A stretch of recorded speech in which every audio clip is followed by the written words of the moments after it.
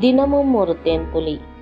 அப்பொழுது பரிசேயர் வெளியே போய் அவரை கொலை செய்யும்படி அவருக்கு விரோதமாய் ஆலோசனை பண்ணினார்கள். இயேசு அதை அறிந்து அவ்விடம் விட்டு விலகி போனார். திரளான ஜனங்கள் அவருக்கு பின் சென்றார்கள். அவர்களை எல்லோரையும் அவர் சொஸ்தமாக்கி தம்மை பிரசித்தம் பண்ணாதபடி அவர்களுக்கு கண்டிப்பாய் கட்டளையிட்டார். ஏசாயா தீர்க்கதரிசியின் மூலமாய் உரைக்கப்பட்டது நிறைவேறும்படி இப்படி நடந்தது.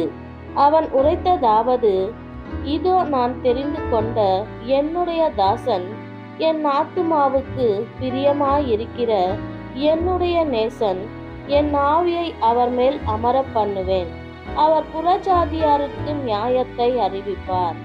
வாக்குவாதம் செய்யவும் மாட்டார், கூக்குரலிடவும் மாட்டார். அவருடைய சத்தத்தை ஒருவனும் வீதிகளில் கேட்பதில்லை.